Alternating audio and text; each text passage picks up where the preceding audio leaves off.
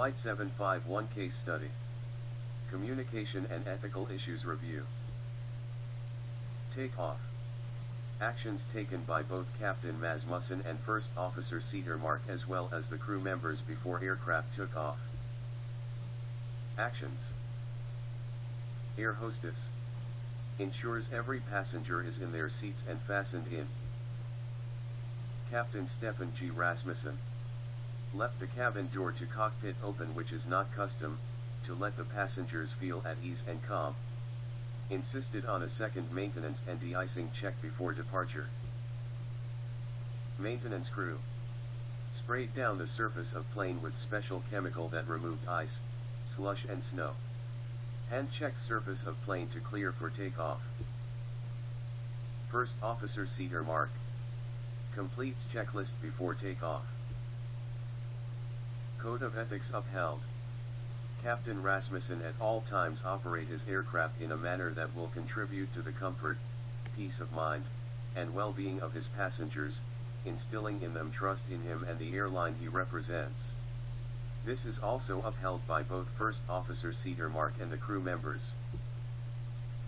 25 seconds in the air. First Officer Cedarmark activates gears up function to retract wheels. At this point, both engines begin to surge.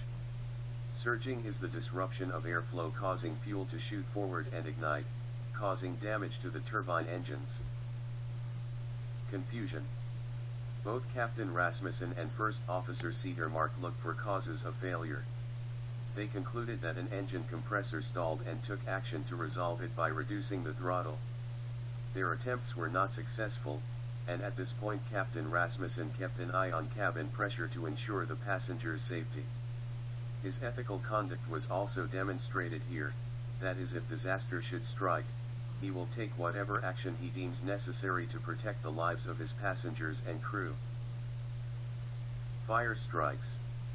Actions were taken to restart the engines, and this is where the left engine caught on fire.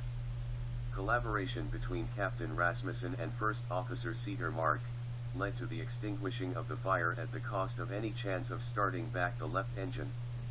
This collaboration demonstrates the ethical obligation of a pilot, that is, if disaster should strike, he will take whatever action he deems necessary to protect the lives of his passengers and crew.